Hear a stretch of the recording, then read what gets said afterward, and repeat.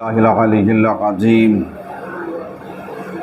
حسبنا الله ونعم الوكيل نعم المولى ونعم النصير أعوذ بالله من الشيطان اللعين الرجيم بسم الله الرحمن الرحيم الحمد لله رب العالمين الصلاة والسلام على أشرف الأنبياء والمرسلين وخاتم النبيين سیدنا و نبینا و شفیع ذنوبنا و حبیب قلوبنا و طبیب نفوسنا مولانا ابی القاسم المصطفى محمد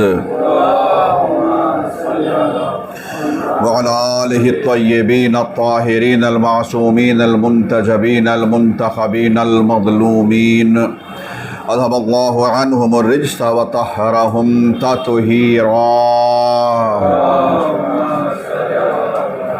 ولعنة الدائمة الباقية على أعدائهم وغاصب حقوقهم ومنكر فضائلهم ومصائبهم وعصمتهم أجمعين اللهم لعن ولا ظالم ظلم حق محمد وآل محمد وآخر تابعين له على ذلك اللهم لعن العصابة التي جاهدت الحسين وشايعت وبايعت وتابعت على قتله اللهم لعنهم جميعا أما بعد فقد قال الله تعالى في القرآن الكريم بسم الله الرحمن الرحيم إنا فتحنا لك فتحا مبينا صلوات پڑھ لیجئے محمد و آل محمد۔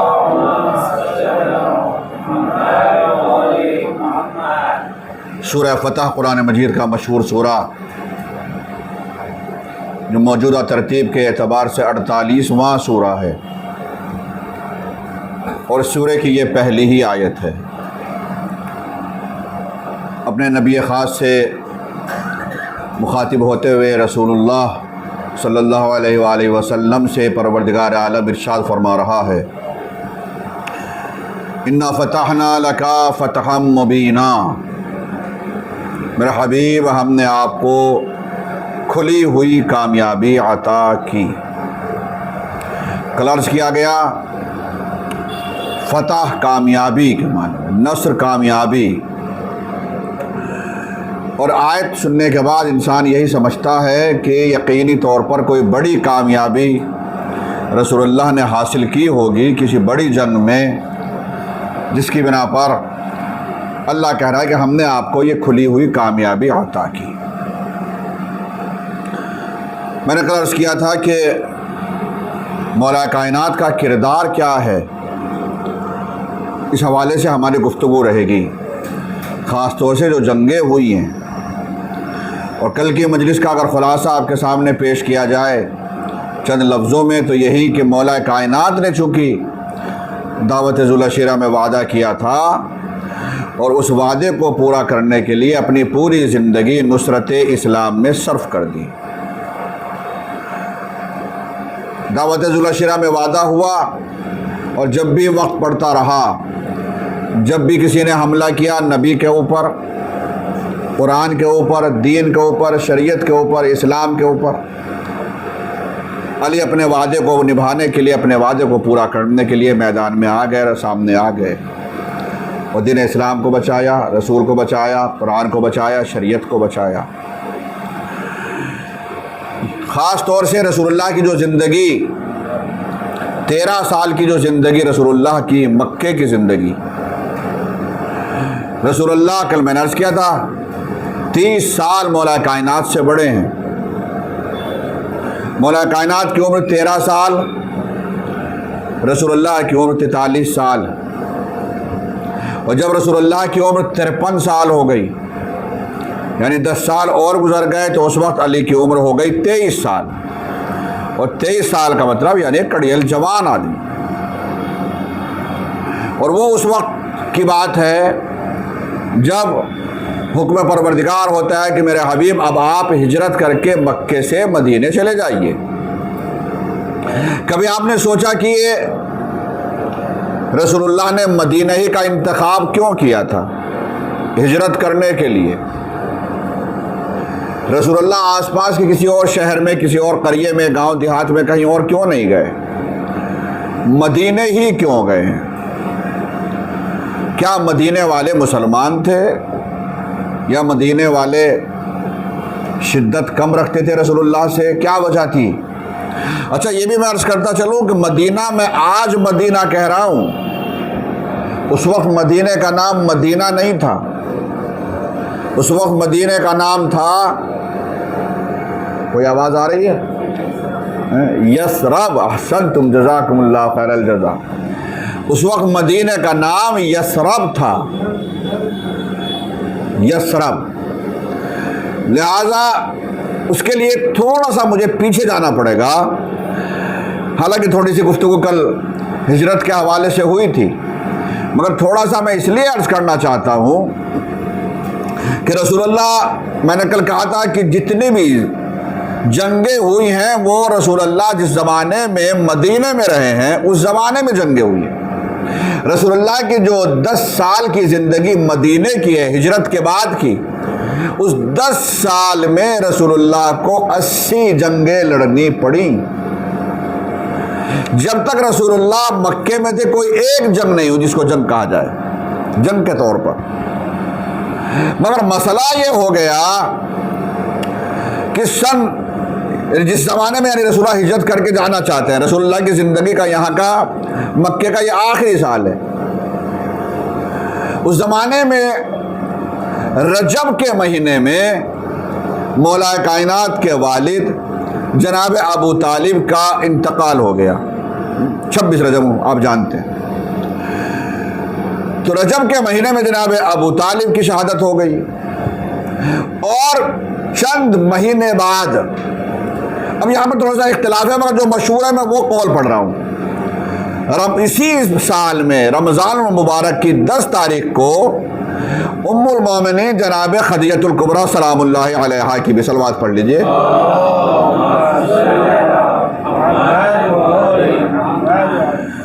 اب 2 اہم رکن ہیں یہ جن کی وجہ سے یہ اسلام اس منزل تک پہنچا ہے، ایک کے تلوار کی دھاک اور دوسرے کے مال و دولت، جناب خدیجہ جناب ابو طالب۔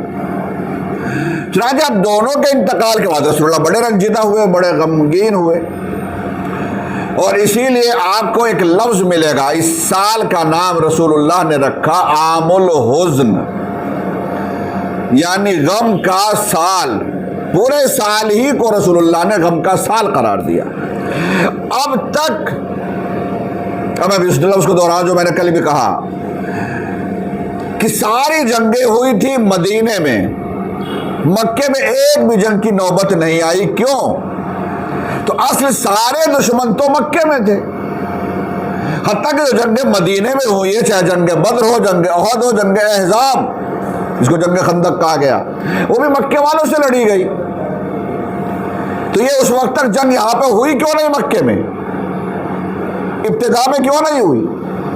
اس کا مطلب یہ ہے کہ اب آپ سمجھیے یہ جناب ابو طالب کی دھاک کا اثر تھا کہ کسی کی ہمت نہیں ہوئی کہ کھل کر مقابلے میں آ جائے رسول کے، جنگ کی نوبت آ جائے، اتنا زیادہ اثر تھا لوگوں کے اوپر۔ مگر اب جناب ابو طالب جناب خدیجہ دونوں نہیں رہے، تو اب مسئلہ یہ آیا کہ دونوں کے انتقال کے بعد مدینے میں 2 بڑے خاندان، ایک کا نام ہے اوس، دوسرے کا نام ہے خزرج، اوس اور خزرج، یہ 2 مدینے کے بڑے خاندان مانے جاتے تھے، اور دونوں میں 36 کا آنکڑا، بہت زیادہ دونوں میں آپس میں اختلافات ہوتے رہا کرتے تھے، لڑائیاں ہوتی رہا کرتی تھیں، جھگڑے ہوتے رہا کرتے تھے، قتل و غارت چلتی رہا کرتی تھی۔ ان دونوں کے درمیان میں لڑائی ہونے والی ہے۔ ایک قبیلے کے کچھ افراد اپنے لیے کچھ سپاہی فوجی کرائے پہ لڑاکو لینے کے لیے مکے آئے، یہ ہوا کرتا تھا، آج بھی بلکہ کچھ ہوتا ہے اس طریقے سے کہ ہماری طرف سے آپ کو لڑنا ہے، خرچہ پانی ہم دیں گے، باقی ہم سنبھال لیں گے آپ کا۔ تو وہ اس طریقے سے لینے کے لیے کچھ لوگوں کو کہ ہماری چونکہ لڑائی ہونی، اختلاف ہو رہا ہے، تو ہم مکے آتے ہیں، تو مکے آئے اور مکے آنے کے بعد انہوں نے کہا کہ ہمیں جو مکے کا مین سردار تھا اس کے پاس آ کے مہمان ہوئے. کہا بھائی ہمارے ساتھ کچھ مسائل چل رہے ہیں مدینے میں, ہمیں کچھ آدمیوں کی ضرورت ہے, آپ کی ہیلپ کی ضرورت ہے. انہوں نے کہا بھائی ہم خود یہاں اپنی پریشانی میں گرفتار ہیں. یہ اس زمانے کی بات ہے, مدینے میں ایک بھی شخص مسلمان نہیں تھا, ایک بھی شخص مدینے میں اس وقت مسلمان نہیں تھا. کہنے لگا آپ کون سی پریشانی میں گرفتار ہیں؟ انہوں نے کہا اصل ہماری پریشانی ایک عجیب پریشانی ہو گئی. مکے ہی کا شخص ہے, حالانکہ یتیم ہے, ماں ہے نہ باپ, اور اس یتیم نے شخص نے یہ اعلان کر دیا کہ مجھے اللہ نے نبی بنا کر بھیجا. اس نے اپنی نبوت کا اعلان کر دیا. تو اس نے کہا پھر پریشانی کیا ہے؟ کہ پریشانی یہ ہے کہ اگر یہ نبی ہو گیا تو ہماری تو ساری دکانیں بند ہو جائیں گی اگر لوگ اس کو ماننے لگے. جو چودھری بنے ہوئے ہیں مکے میں تو ساری چودراہٹ ہماری تو ختم ہو جائے گی, تو پھر سب انہی کا نہیں ہوگا, پھر ہمارا کون؟ ہم تمہاری مدد نہیں کر سکتے. اس نے کہا اچھا. تو یہ دو آدمی تھے, غور سے سنیے گا ذرا. تو انہوں نے کہا کہ ٹھیک ہے, مگر یہ آدمی ہے کون, کیسا ہے دیکھنے میں, کیسا لگتا ہے, کون ہے؟ انہوں نے کہا تم نہیں دیکھو تو ہی اچھا ہے. کہ کیوں؟ کہنے لگے جو اس کو دیکھتا ہے وہ پتہ نہیں کیا پڑھتا ہے, کہتا یہ ہے میرے اوپر نازل ہوا ہے, اور وہ کچھ سناتا ہے, اور جو بھی سنتا جاتا ہے وہ اس کا مرید ہوتا چلا جاتا ہے, اور وہ کلمہ پڑھنے لگتا ہے اسے کا, وہ اس کو بھی نبی ماننے لگتا ہے, وہ اس کو رسول ماننے لگتا ہے. اچھا تم ایک کام کرو, ملو مت, ورنہ تمہارے اوپر بھی اثر ہو جائے گا اس کا. تم یہاں سے سیدھے اپنا واپس وطن جاؤ, یعنی واپس آپ مدینے جائیے.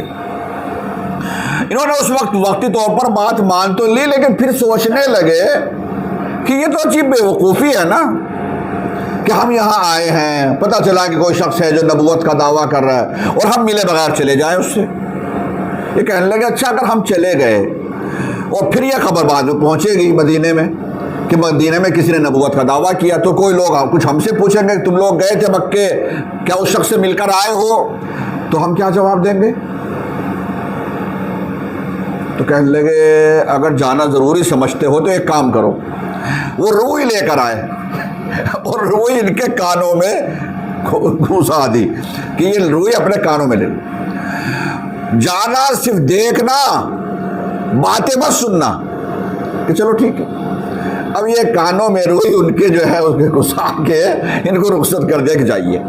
اب یہ آئے کہاں پہ آ رہا ہے؟ وہاں سے اس کے گھر سے آ رہے ہیں, سردار کے گھر سے آ رہے ہیں, اور آ رہے ہیں وہاں جہاں خانہ کعبہ ہے, اور شہر خانہ کعبہ میں وہی رسول اللہ صلی اللہ علیہ وآلہ وسلم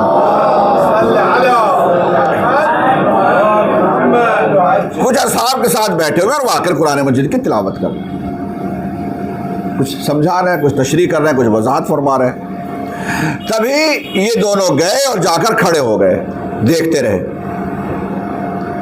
رسول اللہ متوجہ ہوئے, رسول اللہ نے فرمایا بسم اللہ. اچھا جب یہ کانوں میں انہیں روئی لے تو لی, پھر ان کے جب قریب آئے تو انہوں نے کہا کہ کم سے کم دیکھیں تو صحیح, بولنا بولتا اس کا انداز کیسا ہے, گفتگو کا طریقہ کیا ہے, واقعی سناتا کیا ہے, کم سے کم بات تو جا کر بتائیں گے. یہ کون سی بات ہو گئی؟ اور انہیں پھر آخر میں وہ روئی بھی نکال کر پھینک دی, اور آخر میں وہاں رسول اللہ کے پاس قریب میں جا کر کھڑے ہو گئے اور سننے لگے. رسول اللہ قرآن مجید کی تلاوتیں فرما رہے تھے, آیات جو نازل ہوئی تھی ان کی وضاحت و تشریح کر رہے تھے. رسول اللہ نے فرمایا بسم اللہ بیٹھیے. رسول اللہ تو پہلے ہی مشہور تھے, ان میں بھی مشہور تھے, یعنی صرف بعد میں نہیں, پہلے ہی سے رسول اللہ مشہور تھے اپنے اخلاق میں. سب جانتے تھے کہ واقعاً مجسمہ اخلاق جس کو کہا جائے, یعنی چاہے کافر ہو, مشرک ہو, یہودی ہو, عیسائی ہو, سب اس بات میں مانتے تھے کہ واقعاً پورے مکے میں سب سے شریف النفس انسان, واقعاً با اخلاق انسان محمد ابن عبداللہ ہے صلی اللہ علیہ وسلم. رسول اللہ اپنے اخلاق سے پیش آئے, بسم اللہ تشریف رکھیے, بیٹھیے. بیٹھ گئے. اب سنتے رہیے. آئے تھے کافر، تھوڑی دیر بیٹھے اور جناب انہوں نے بھی کلمہ پڑھ لیا، مسلمان ہو گئے، اور جو ڈر تھا انہیں وہی ہوا۔ اب یہ مسلمان کلمہ پڑھے بغیر اٹھ نہ سکے، اتنا زیادہ ان کے اوپر اثر ہوا۔ کلمہ پڑھنے کے بعد جب یہ یہاں سے چلے، دیکھیں آپ دیکھیں اللہ کس طریقے سے، اللہ واقعا کیسے اہتمام و انتظام کرتا۔ یہ دو آدمی تھے، جب انہوں نے جا کر واپس مدینے میں یثرب میں بیان کیا کہ ہم اس شخص سے مل کر آئے ہیں جس نے نبوت کا دعویٰ کیا ہے، رسالت کا دعویٰ کیا ہے، کہ کیسا لگتا ہے کہ ایسا ایسا ہے، بڑا بااخلاق آدمی ہے، اور ہم نے تو کلمہ پڑھ لیا۔ تو کچھ لوگوں نے کہا تو اب کی مرتبہ ہم بھی چل رہے ہیں۔ تو اب ان دو کا اثر 5 پر ہوا، کچھ لوگوں نے کہا 7 پر ہوا، تو 7 لوگ آئے اگلے راؤنڈ میں۔ اب جو 7 آئے ہیں تو یہ 7 کے 7 کلمہ پڑھ لیا انہوں نے۔ 2 گئے تھے جا کر مبلغ بن گئے یہ اسلام کے، جب 7 آئے تو اب یہ 7 مبلغ بن گئے اسلام کے۔ انہوں نے 7 نے پرچار کیا کہ واقعا وہ تو بھائی بہترین آدمی ہے، واقعا نبی ہے، واقعا رسول ہے، اور ہم تو کلمہ پڑھ کر آ گئے۔ 7 کا اثر ہوا تو تیسری مرتبہ جب آئے ہیں تو 70 آئے۔ اب 70 آئے تو 70 کے 70 نے کلمہ پڑھا۔ یعنی اس طریقے سے یہ سارے مبلغ بنتے چلے گئے، اور مدینے میں یعنی یثرب میں ہر گھر میں اسلام اس طریقے سے پھیلتا چلا گیا۔ صلوات پڑھ لیجیے باپ۔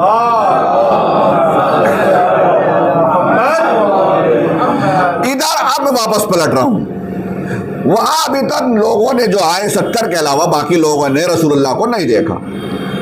واقعہ سن رہے ہیں، کس سے سن رہے ہیں، ایسا ہے ایسا ایسا، تو ہر ایک شخص کے دل میں شوق پیدا ہو رہا ہے، ہم بھی جائیں گے، ہم بھی دیکھیں گے، یا شاید ہمارے ہاں جائے، بلایا جائے، دعوت دی جائے۔ مگر جب جناب ابو طالب کا انتقال ہو گیا، جناب خدیجہ کا انتقال ہو گیا، اب ظاہراً جو سر کے اوپر ایک سایہ تھا، جو ڈھال تھی اب تک، وہ نہیں۔ تو اب حکم پروردگار بھی یہی ہے، یہاں دشمن زیادہ ہو رہے ہیں، دشمن ہے، ظاہراً چچا ہے لیکن دشمن ہے۔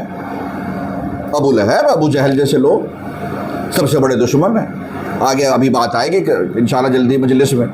اور ابو جہل، ابو لہب کے علاوہ جو مین سب سے بڑا دشمن ہے، یزید کا دادا، معاویہ کا باپ ابو سفیان ہے لعنت اللہ علیہ، سب سے بڑا دشمن وہ۔ تو اب کیا کیا جائے؟ اتفاق کی بات کہ مدینے سے کچھ لوگ آئے، کچھ لوگوں کو بھیجا مدینے کے لوگوں نے کہ یہ کام کیا جائے، رسول اللہ کو دعوت دی جائے یہاں کہ آپ ہمارے یہاں آئیے مدینے۔ جب وہ لوگ رسول اللہ سے آ کر ملے تو رسول اللہ نے فرمایا کہ بھائی میں اپنے چچا سے مشورہ کر کے آپ کو بتاؤں گا۔ چچا سے مراد یہاں جناب ابو طالب نہیں ہے، بلکہ ایک چچا اور بھی ہے، جناب طالب کا تو انتقال ہو گیا، عباس ابن عبد المطلب، وہ بھی چچا ہے، اور رسول اللہ کے ہم عمر ہی تھے۔ ان سے بیان کیا، جناب عباس نے کہا کہ ان سے میری ملاقات کروائیے آپ، لیجیے، ان کی ملاقات ہو گئی۔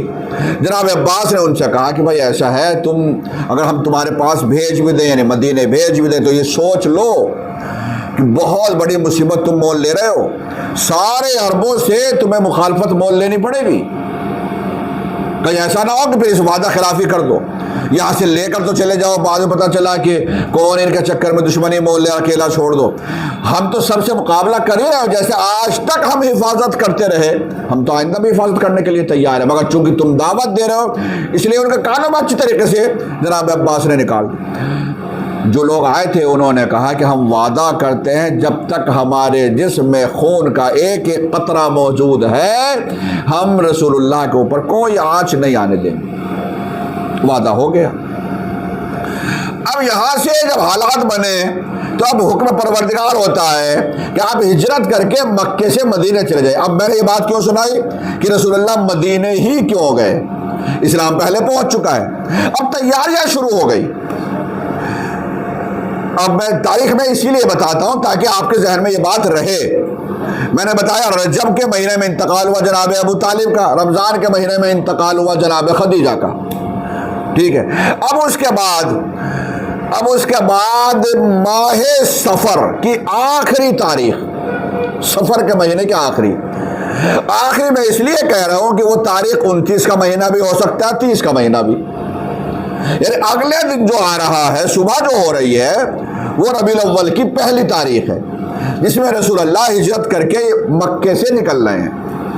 اگر آپ سے پوچھا جائے کہ اصل ہجرت کا مہینہ، ہجرت کا سال کب سے شروع ہو رہا ہے، کون سے مہینے سے، تو بھلے ہی اسلامی کیلنڈر شروع ہوتا ہے محرم سے، مگر اصل ہجرت جو ہوئی ہے وہ ربیع الاول کی پہلی تاریخ سے ہے، اور پہلی تاریخ کو رسول اللہ نکلے ہیں، یعنی شب میں رسول اللہ نکلے ہیں، اور ربیع الاول کی 12 تاریخ کو رسول اللہ مدینے پہنچے۔ 12 دن لگ گئے راستے میں، کیونکہ وہ پیدل کا راستہ تھا، کوئی سواری رسول اللہ کے پاس نہیں تھی۔ یہاں سے نکلنے والوں میں اب رسول اللہ نے اس جو کئی مہینے بیچ میں گزرے، اس میں رسول اللہ نے تیاریاں شروع کی، اور اس انداز سے تیاری کی کہ پہلے ہی سے یہاں جو چاہنے والے تھے، جو مسلمان ہو چکے تھے، ان کو پہلے ہی بھیجنا شروع کر دیا یہاں رہتے ہوئے۔ تو کافی ایسے لوگ تھے مکے کے جو رسول اللہ سے پہلے ہی مدینے پہنچ چکے تھے۔ مسلمانوں کے 2 گروہ ہیں،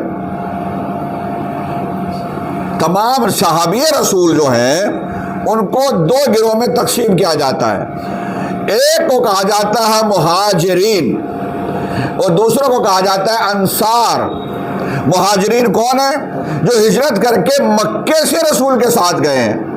ساتھ کا مطلب ساتھ و ساتھ نہیں، آگے پیچھے گئے ہوں بھلے ہی، مگر ہجرت کی، انہوں نے مکے سے مدینے گئے، ان کو کہا جاتا ہے مہاجر۔ اور جو ہجرت کر کے نہیں بلکہ انہوں نے استقبال کیا ہے، مہمان نوازی کی ہے، وہ مدینے والے خود، ان کو کہا جاتا ہے انصار۔ انصار اسی نصرت سے بنا ہے، یعنی مددگار، مدد کرنے والے۔ یہ یاد رکھیے گا، میں اس لیے کہہ رہا ہوں کہ اصطلاح بعد میں پھر آئے گی۔ اب جناب عالی حکم پروردگار ہوا، میرے حبیب آج ہی رات آپ ہجرت کر کے مکے سے نکل جائیے، اپنے بستر پر اپنے ہی جیسے کو لٹا دیجیے۔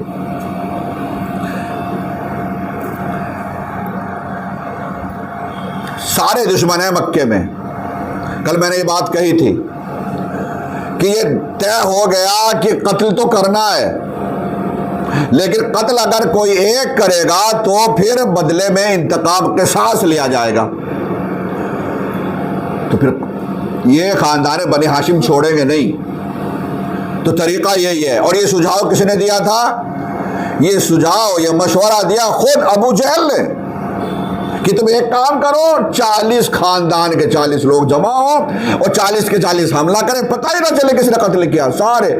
تو یہ بنی ہاشم کس کس سے مقابلہ کریں گے؟ آخر میں بات آئے گی خون بہا دینے کے لیے، قصاص دینے، پیسہ دینے کے لیے، وہ دیت کے طور پر پیسہ سب جمع کر کے دے دے گا، مسئلہ ختم۔ یہ ابو جہل نے مشورہ کرو، سب نے قبول کیا، ہاں بات صحیح ہے۔ تو یہ 40 لوگ ہیں، اور طے ہوا کہ یہ آخری تاریخ سفر کی جس میں حملہ کرنا، رسول اللہ کو شہید کر دینا ہے۔ اللہ نے فوراً آیت نازل کر رسول اللہ کو، جبرائیل امین کو بھیجا، آپ نکل جائیے۔ مولا کائنات کو بلایا، مولا کائنات سے فرمایا اے علی آج رات آپ میرے بستر پر سو جائیے یا لیٹ جائیے۔ آپ سے پوچھ رہا ہوں کیا کہا رسول اللہ نے؟ اے علی میرے بستر پر سو جائیے یا لیٹ جائیے؟ سو جائیے، اسی پر اتفاق ہے آپ کا۔ ذاکرین یہی بیان کرتے ہیں، چونکہ نقطہ ہے، میرے بستر پر سو جائیے۔ سونا انسان کے اختیار میں نہیں ہوتا ہے، لیٹنا اختیار میں ہے۔ اللہ کبھی بھی، شریعت کا قانون ہے، کوئی ایسا حکم نہیں دیتا ہے جو انسان کے اختیار میں نہ ہو۔ پورے شریعت کا مسئلہ ہے، اللہ حکم فقط وہی دیتا ہے جو انسان کے اختیار میں ہے، جو اختیار ہی میں نہیں ہے تو اللہ اس کا حکم دیتا ہی نہیں۔ لہذا حکم تھا کہ بستر پر لیٹ جاؤ۔ سونا ہے انسان کی کیفیت کے اوپر ڈپینڈ کرتا ہے۔ اگر انسان مطمئن ہے تو فوراً سو جائے گا، ٹینشن میں ہے تو کروٹیں بدلتا رہتا ہے نا، یہی بات۔ اگر ٹینشن میں ہے تو پورے دن کا تھکا ہوا بھی ہے تو وہ کروٹیں بدلتا رہتا ہے، اسے نیند نہیں آتی۔ لیکن اگر مطمئن ہے، ادھر لیٹا ادھر سو گیا۔ علی پوری رات بستر رسول پر سوتے رہے، نفس مطمئنہ تھے۔ صلوات پڑھ لیجئے محمد و آلہ۔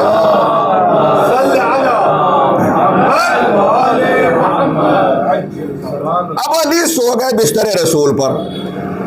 رسول نے ایک جملہ کہا تھا جو میں نے کل بھی دہرایا تھا۔ رسول نے فرمایا یا رسول اللہ علی نے فرمایا تھا رسول اللہ، یا رسول اللہ میرے لیٹنے سے کیا آپ کی جان بچ جائے گی؟ ہاں بچ جائے گی، حکم پروردگار تو یہی ہے، بس ٹھیک ہے۔ صبح میں اٹھ کے یہ نعمت، یہ جو امانتیں تھیں ان امانتوں کو پہنچا دینا۔ علی اب بالکل ٹینشن میں، کوئی فکر، چادر اوڑھی لیٹ گئے۔ اب میں آپ کے ذہن کو اور قریب کرنے کے لیے، تاکہ آپ کو ایسا نہ لگے کہ بالکل مجلس سوکھی ہو گئی ہے، حالانکہ میں جانتا ہوں میرا مجمع یہی سننے کے لیے آتا ہے اور میں بھی یہی سنانا چاہتا ہوں، اور آئندہ تو مجالس میں آپ کو اور لطف آنے والا ہے انشاءاللہ۔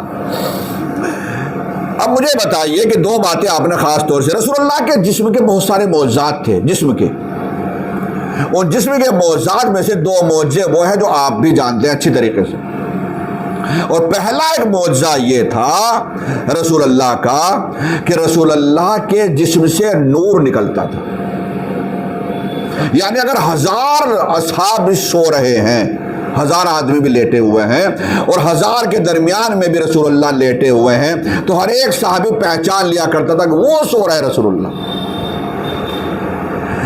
نمبر 1، رسول اللہ سیدھے لیٹا کرتے تھے، رسول اللہ اپنے جسم کے اوپر پوری چادر تان کر سوتے تھے، یعنی جسم کا کوئی حصہ کھلا نہیں رہتا تھا، جب سوتے تھے رسول اللہ سیدھے لیٹتے تھے، اور رسول اللہ چادر اوڑھ کر جو سوتے تھے تو پورے جسم کو ڈھک کر سوتے تھے، اور رسول اللہ کے جسم سے نور نکلتا تھا، ہر آدمی پہچانتا تھا۔ اور کتنا نور نکلتا تھا، اگر اس کے لیے میں مزید وضاحت کرنا چاہوں تو اس سے اندازہ لگا لیجئے، ایک چھوٹی سی روایت سن لیجئے۔ ام المسلمین، مومنین نہیں کہوں گا، ام المسلمین عائشہ فرماتی ہیں، کہتی ہیں کہ ایک دن میں گھر پہ اپنے حجرے میں بیٹھی ہوئی کچھ سی رہی تھی، اور اسی وقت میرا دامن لگ گیا، اور دامن کی وجہ سے جو میں سی رہی تھی وہ ہاتھ سے جو سوئی تھی وہ چھوٹ گئی اور سوئی زمین پر گر گئی، اور وہ میں اسے ڈھونڈنے لگی تو جو شال اوڑھا، دوپٹہ جو بھی اوڑھ رکھا تھا اس کی وجہ سے جو چراغ جل رہا تھا وہ چراغ بھی بجھ گیا،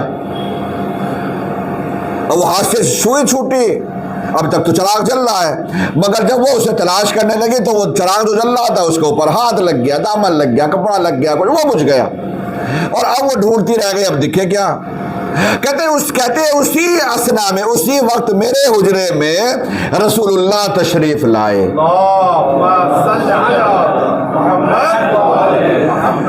اب چراغ جلانے کی ضرورت نہیں پڑی، رسول اللہ جیسے حجرے میں داخل ہوئے جسم سے اتنا نور ساطع ہوا، جو میری وہ سوئی کھوئی گئی تھی میں نے رسول اللہ کے نور میں وہ سوئی واپس تلاش کر لی۔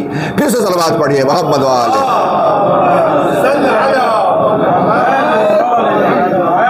تو سمجھ گئے کتنا نور، پہلا معجزہ جسم کا۔ دوسرا معجزہ، رسول اللہ کے جسم سے خوشبو نکلتی تھی، یاد ہے نا حدیث قصہ؟ یاد ہے حدیث قصہ؟ پڑھتے ہی ہیں آپ ہمیشہ، شاید آج بھی ہوئی ہو، تو آپ نے کل تو ہوئی تھی، آج بھی شاید ہوئی ہو۔ تو حدیث قصہ میں کیا ہے؟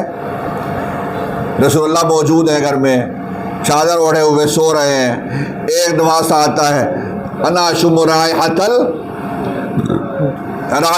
کانا رائحۃ جدی رسول اللہ، ایسی خوشبو میں محسوس کر رہا ہوں گویا کہ میرے جیسی بھی خوشبو میرے نانا رسول اللہ کی خوشبو۔ اچھا صرف ایک کو محسوس نہیں ہوئی، دوسرا آتا ہے وہ بھی یہی کہتا ہے، مولا آتا ہے وہ بھی یہی کہتا ہے، ہر ایک کو وہی خوشبو، یعنی سب سے مختلف خوشبو جو رسول اللہ کے جسم سے آتی تھی۔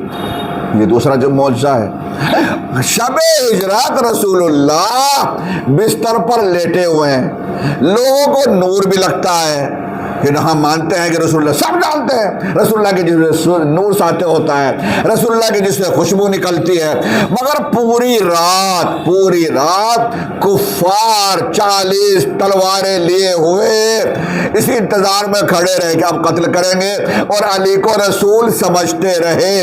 اس کا مطلب یہ ہے کہ جیسی خوشبو اور جیسا نور رسول اللہ کے جسم سے نکلتا تھا ویسے ہی علی کے بھی جسم سے نکلتا۔ صلوات پڑھ لیجئے محمد والے محمد،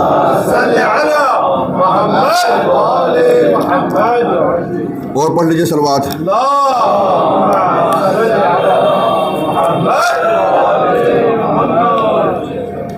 چنانچہ رسول اللہ تو چلے گئے علی کو بستر پر لٹا کر، ٹھیک ہے، اب علی لیٹ گئے، اور یہ سارا کے سارے انتظار میں ہیں۔ رات میں حملہ نہیں کیا، انہوں نے رات میں حملہ نہیں کیا، کہا ایک کام کریں کہ پوری رات دیکھتے ہیں اور صبح ہوتے حملہ کر دیں گے سب۔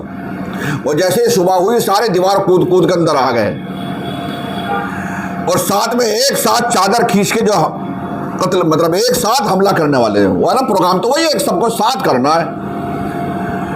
تو چادر کھینچی، اور چادر کھینچتے فوراً کوئی نیزہ لیے ہوئے، تلوار لیے ہوئے، کوئی اب جو دیکھا تو یہاں تو معاملہ الٹا ہوا، رسول اللہ تو ہے ہی نہیں، تو علی۔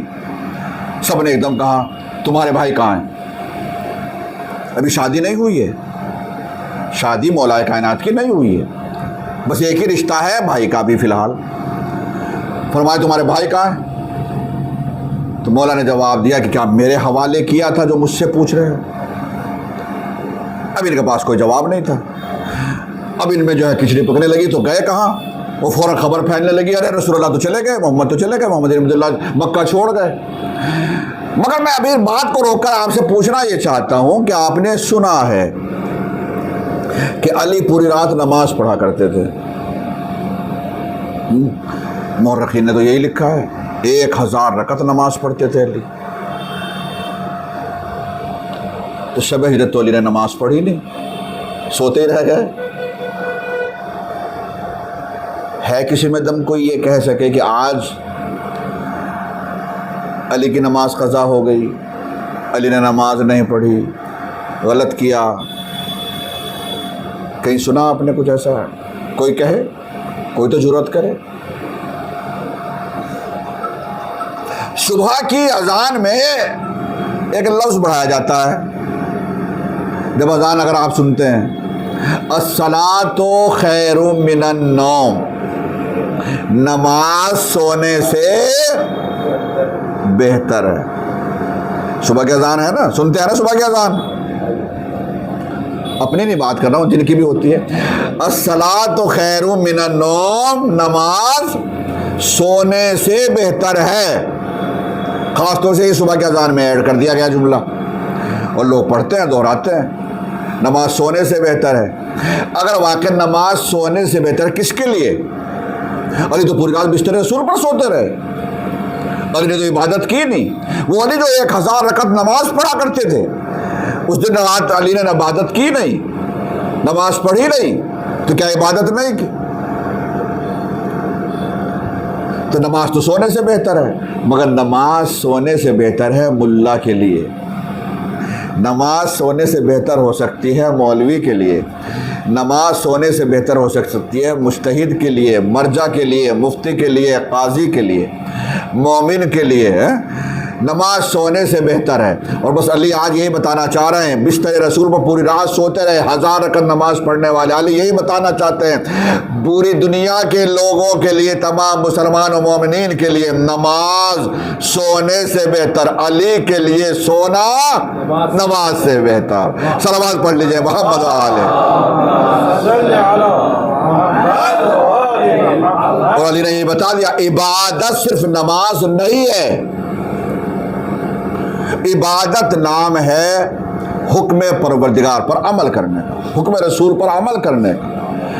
عبادت اگر علی نماز پڑھتے اور علی آج بستر رسول پڑھنا سوتے تو آج یہ علی کی نماز عبادت نہ ہوتی، آج پھر وہ عادت بن جاتی۔ آج کی عبادت یہی ہے کہ نماز چھوڑے بستر رسول پر سو جائے، اور سو گئے۔ تو 40 آدمی جو جناب یہ موجود تھے، رسول اللہ نکلے کیسے؟ کسی نے دیکھا ہی نہیں، کسی کو پتہ ہی نہیں چلا، تو کیسے نکلے؟ تھوڑی سی خاک اٹھائی، کنکڑیاں اٹھائی، ان پر کچھ دم کیا، ان کفار کی طرف کو پھینک دیا، اور سارے ہو گئے نابینا، اندھے، اور رسول اللہ انہی کے درمیان میں سے نکل کر چلے گئے، اور کسی ایک کو بھی رسول اللہ نظر نہ آئے۔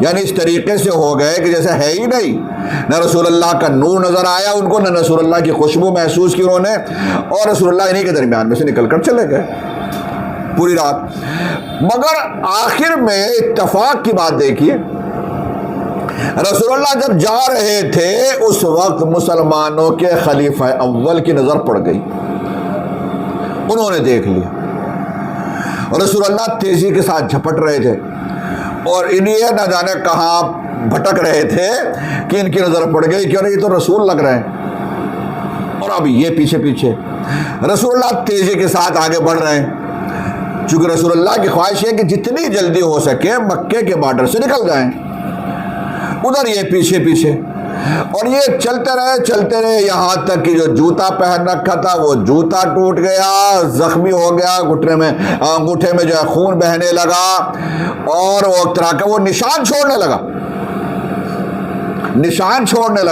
یعنی پیر کا نشان ہونے لگا اب یہاں پر، یہ ادھر گئے۔ آخر میں انہوں نے آواز دی، رسول اللہ سمجھ رہے ہیں مشرک آ رہے ہیں میرے پیچھے، شاید حقیقت ہی سمجھ رہے ہیں، فرمایا مشرک آ رہے، رسول اللہ اور تو انہوں نے چیخ کر پکارنا شروع کیا، یا رسول اللہ میں ہوں، یعنی آپ گھبرائے نہیں۔ مسلمان تو یہی لکھ رہے ہیں کہ رسول اللہ یعنی چونکہ تھک رہے ہیں، ظاہر سی بات ہے، ٹینشن بھی ہے کہ کفار و مشرکین سے بچنے کے لیے جا رہے ہیں، پروردگار ہے جلدی سے نکل جائیے، آپ جا رہے ہیں رسول اللہ، اور ایسے موقع پر یہ ساتھ میں پیچھے ہیں۔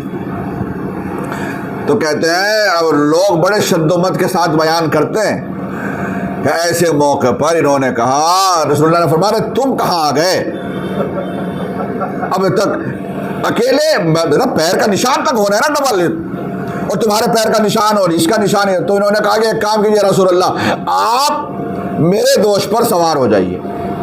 تو رسول اللہ کو اپنے دوش پر بٹھایا اور لے کر گئے۔ کتنے حضرات ہیں جنہوں نے غار ثور دیکھا ہے؟ غار ثور دیکھا آپ حضرات نے؟ حج پر گئے زیارت کے لیے، اگر آپ نکلیں گے باہر تو آپ دیکھیں گے مکے میں پہاڑ، بڑا اونچا پہاڑ، اس کے اوپر وہ غار بنی ہوئی ہے جس میں رسول اللہ شب ہجرت گئے ہیں، وہ غار ثور اس کو کہا جاتا، غار ثور۔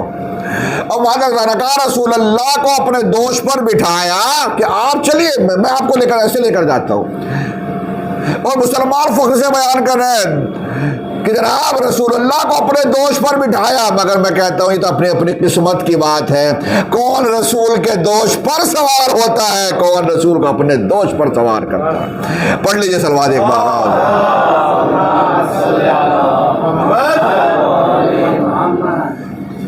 علی ادھر سو رہے، صبح ہو گئی جب یہ اٹھے، جب ان کو پتہ چلا کہ یہ رسول اللہ تو نکل گئے، تو اب ادھر سے یہ لوگ بھاگے پیچھے کہ مکے میں جب نہیں ہے، کہاں کسی گھر نہیں تو کہاں گئے؟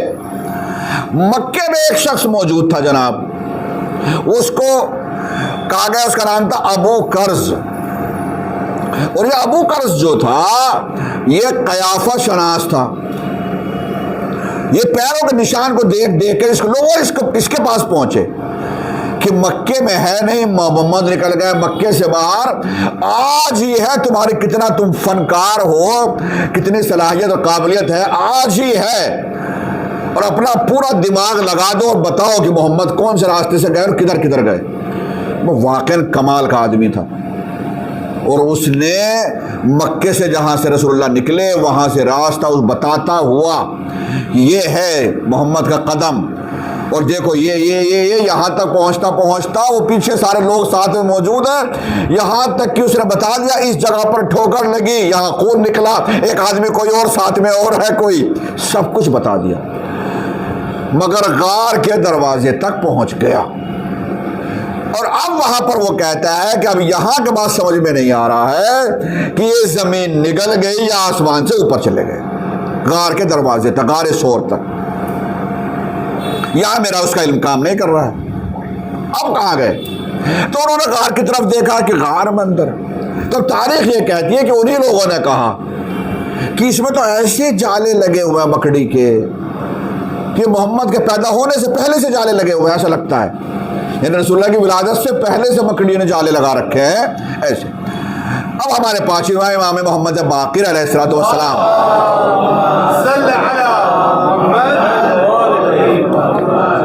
امام علیہ السلام فرماتے ہیں کہ پروردگار عالم نے اسی وقت غار کے دروازے پر ایک ببول کا درخت اگا دیا تھا، نہیں ببول کا درخت کانٹے دار درخت ہوتا ہے، ببول کا درخت اگا دیا اور اسی پر مکڑی نے جالا تن دیا۔ اللہ نے حفاظت کا انتظام یہ کہ مکڑی نے جالا تن دیا، یعنی اس طریقے سے ظاہر ہے جو اس کی حالت تھی اس کو دیکھ کر کوئی بھی کہہ ہی نہیں سکتا تھا کہ کوئی اندر بھی ہوگا۔ حالانکہ تاریخ نے لکھا، قرآن مجید میں وہ لفظ موجود ہے کہ جناب جب غار میں پہنچ گئے تو رسول اللہ کو کھینچ کے جلدی سے اندر تو لے گئے جو ساتھ میں موجود ہے بزرگوار، مگر اندر جانے کے بعد ان کے رونے کی آواز جب بلند ہونے لگی، وہاں اتفاق سے ان کو سانپ نظر آ گیا۔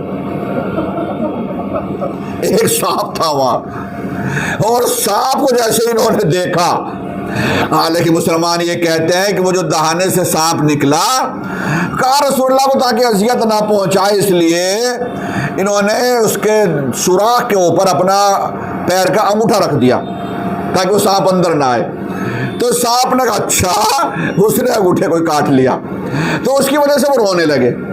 اب ان کی چیخ بلند ہوئی تو رسول اللہ کو کہنا پڑا، اللہ کا حکم نازل ہوا، اور قرآن میں یہ لفظ موجود ہے لا تحزن ان اللہ معنا۔ رسول نے فرمایا کہ گھبراؤ نہیں، ٹینشن نہ لو، لیکن یہ کہنا کہ لا تحزن غم نہ کھاؤ، اس بات کی دلیل ہے کہ جو رو رہے تھے ان کا رونا اس سانپ کے کاٹنے کی وجہ سے نہیں تھا، بلکہ وہ جو ٹینشن بہت تھی کہ کفار آ جائیں گے، مشرکین آ جائیں گے، ان کی وجہ سے اللہ کو کہنا پڑا ہم تمہارے ساتھ ہیں، میرے حبیب کہہ دو کہ گھبراؤ نہیں۔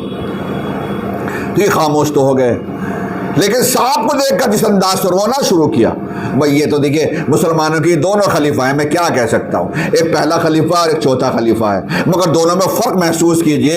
ایک وہ ہے جو غار میں سانپ کو دیکھے تو رونا شروع کر دیتا ہے، ایک وہ ہے جو بچپن میں کلہ اجدر کو بھی چیر کر دو کر دیا کرتا ہے۔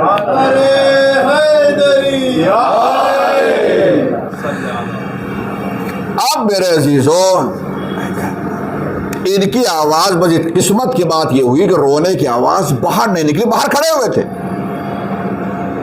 رسول اللہ، باہر والوں کی آواز سن رہے تھے مگر ان کی آواز باہر نہ نکل سکی۔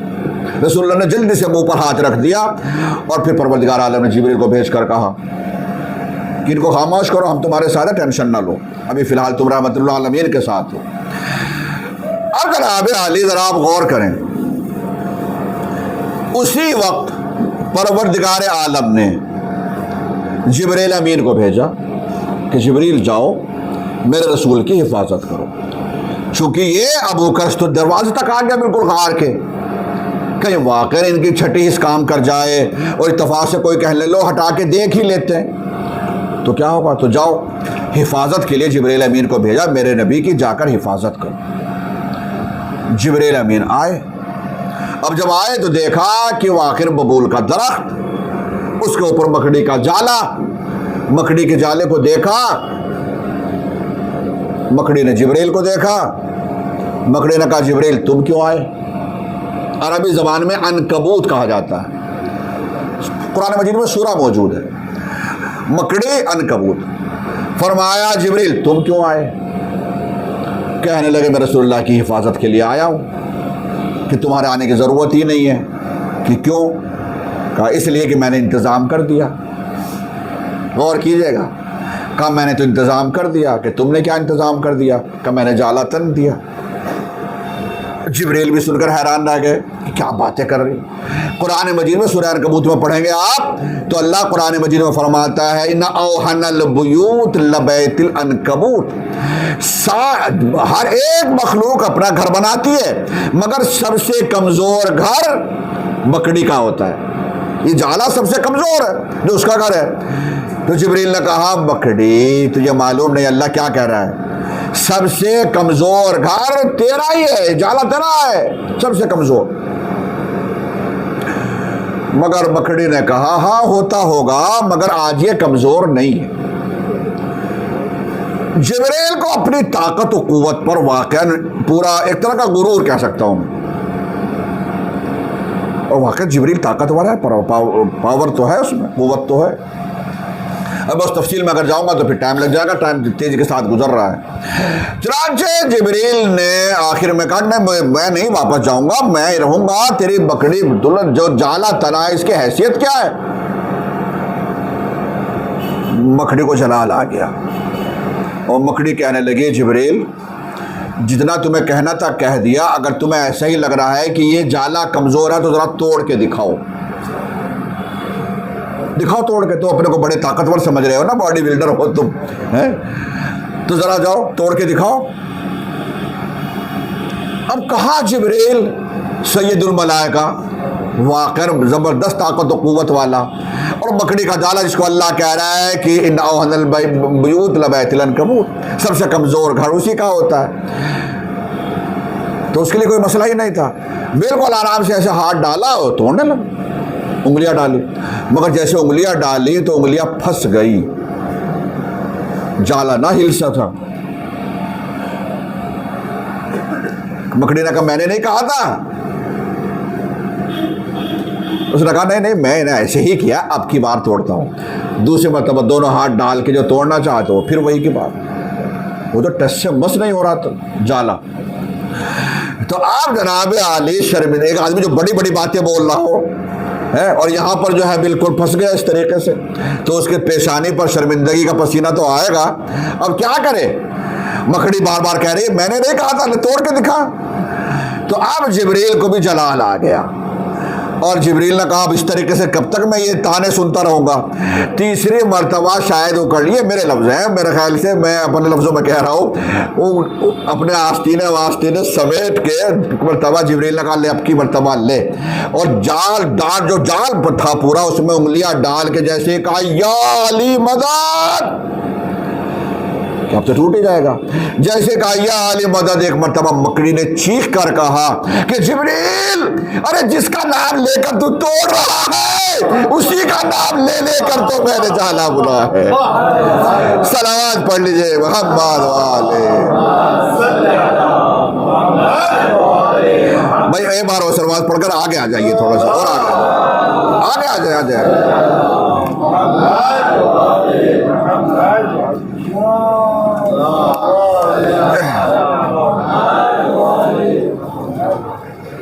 جس کا نام لے کر تو یہ جالا توڑ رہا ہے, میرے گھر کو توڑ رہا ہے, اسی کا نام لے کر تو میں نے اس جالے کو بنا ہے.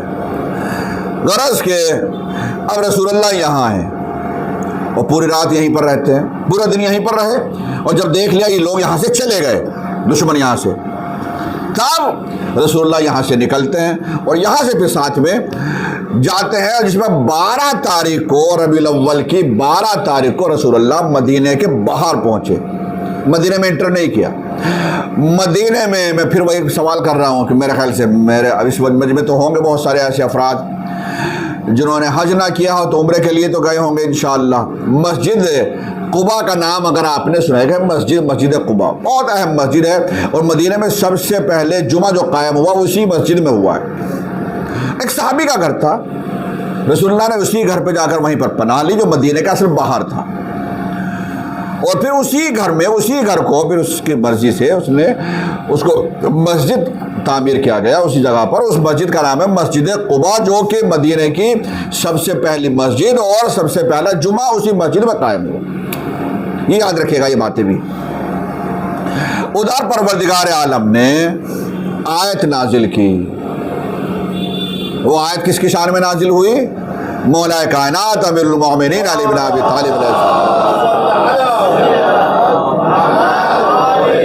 وَمِنَ النَّاسِ مَن يَشْرِي نَفْسَهُ ابْتِغَاءَ مَرْضَاتِ اللَّهِ وَاللَّهُ رَءُوفٌ بِالْعِبَادِ. لوگوں میں سے کچھ ایسے بھی لوگ ہیں جو اپنے نفس کو بیچ دیتے ہیں, مقابل میں اللہ کی مرضی خرید لیتے ہیں, یعنی اللہ کی مرضی کے خاطر اپنے نفس کو بیچ دیتے ہیں. واللہ رؤوف بالعباد, اللہ ایسے بندوں کے اوپر بہت زیادہ مہربان ہے. تمام مفسرین قرآن مجید کا بالاتفاق یہ نظریہ ہے کہ یہ آیت امیر المومنین علی بن ابی طالب علیہ السلام کی شان میں نازل.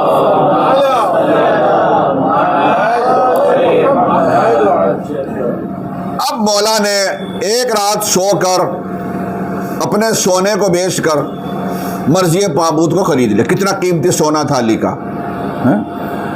سونا تو آج بھی مہنگا ہے, مگر علی کا سونا تو واقعی پورے 24 کیرٹ کا تھا. تو پوری رات علی جو سوئے ہیں, اور وہ سونا علی نے بیچا تو معبود سے مرضی خرید لی. اب اللہ نے اپنی مرضی بیچ دی علی کو۔ اب اگر کوئی شخص یہ چاہتا ہے کہ اللہ کو خوش کرے تو اللہ کو خوش کرنے کے لیے ضروری ہے کہ وہ پہلے علی کو خوش کرے۔ تعجب کی بات یہ ہے کہ اللہ کے پاس تو اپنی مرضی رہی نہیں، اللہ نے تو اپنی مرضی دے دی، علی کو بیچ دی۔ اب اگر علی خوش ہے تو اللہ خوش، اب اگر علی ناراض ہے تو اللہ ناراض۔ قرآن مجید کا فیصلہ ہے بھائی، بالکل دو چار والی بات ہے۔ تو اللہ کے پاس اپنی مرضی نہیں ہے۔ تمام مسلمان ایک ایک صحابی کا ایک ایک شخص کا نام لے لے کر کہتا ہے فلاں رضی اللہ، فلاں رضی اللہ، فلاں رضی اللہ۔ یہ رضی اللہ کیوں کہہ رہے ہو؟ کہ اللہ راضی ہو جائے، اللہ راضی ہو جائے۔ اللہ کے پاس تو اپنی مرضی نہیں ہے۔ اگر کہنا ہے تو کہو کیا؟ رضی علی، رضی علی، رضی علی، علی راضی ہو جائے، علی راضی ہو جائے۔ اگر علی راضی ہو جائیں گے تو اللہ خود بخود راضی ہو جائے گا۔ صلوات پڑھ لیجئے محمد و آل محمد۔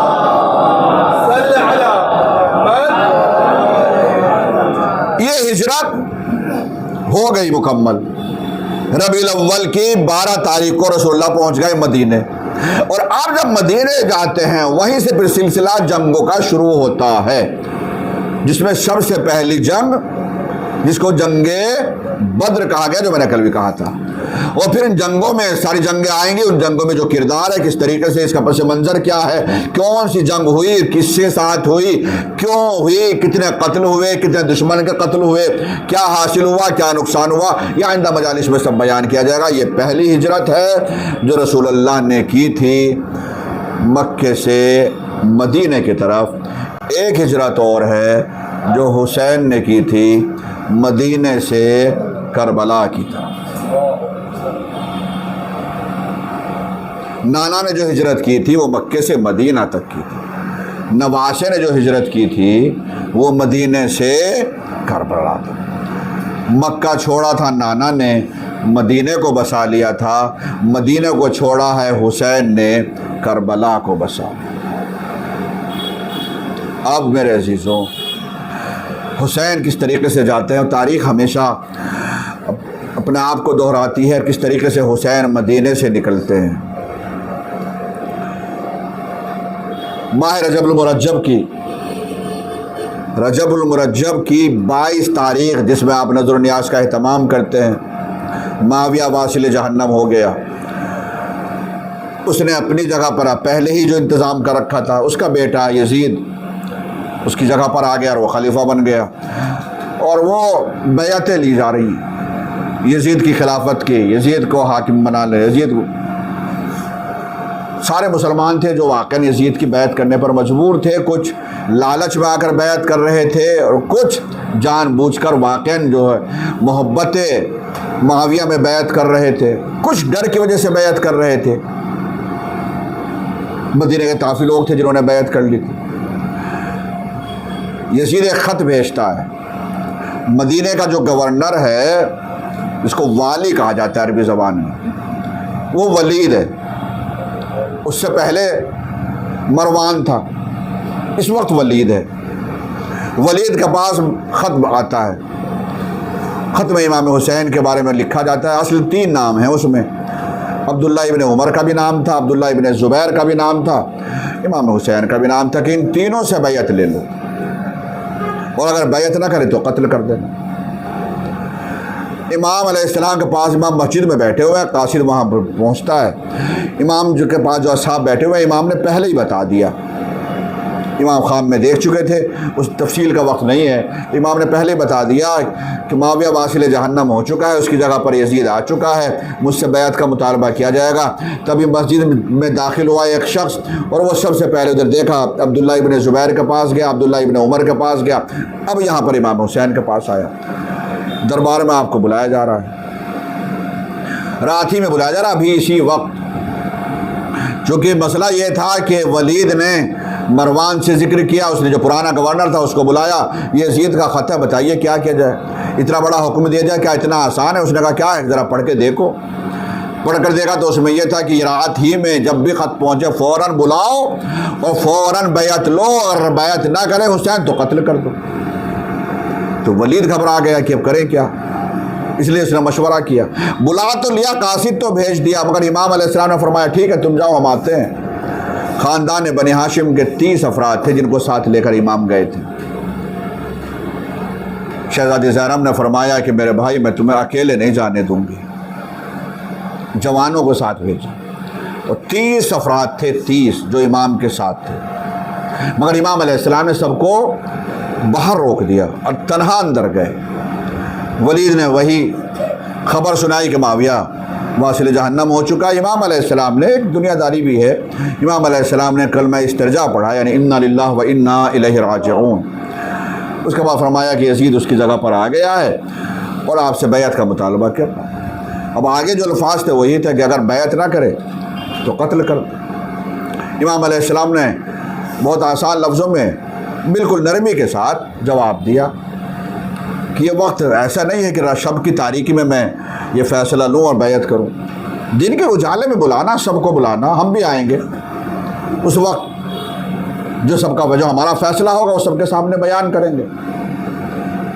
ولید کسی حد تک مطمئن سا ہو گیا تھا، مگر اس کے پاس جو بیٹھا ہوا تھا، جو پہلا والا گورنر تھا مروان، اس نے فوراً ولید سے کہا کہ اگر حسین اس وقت نکل گئے تو کوئی دنیا کی طاقت نہیں ہے جو حسین سے بیعت لے لے۔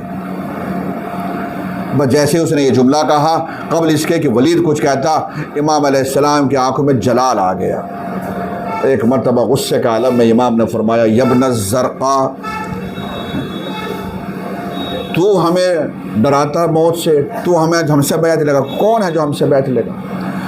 اب امام علیہ السلام نے اپنے شان میں جو قصیدے امام علیہ السلام کی شان میں وہ آیات اور وہ الفاظ سارے موجود ہیں کہ ہم کون ہیں، اپنے خاندان کے بارے میں وہی ہمارے گھر نازل ہوتی ہے، ہم کون ہیں، اس کو بیان کیا، فی الحال وقت نہیں۔ چنانچہ امام علیہ السلام جب نکلنے لگے، مگر آواز چونکہ اتنی بلند تھی امام کے غصے میں کہ جو 30 افراد باہر کھڑے ہوئے تھے وہ فوراً اندر آنے لگے، مگر امام علیہ السلام نے سب کو روک لیا، اور خاص طور سے سب سے آگے جو ابو الفضل العباس تھے، امام علیہ السلام نے یہی کہہ کر روک لیا عباس یہ مدینہ ہے، کربلا نہیں، واپس سب کو لیا۔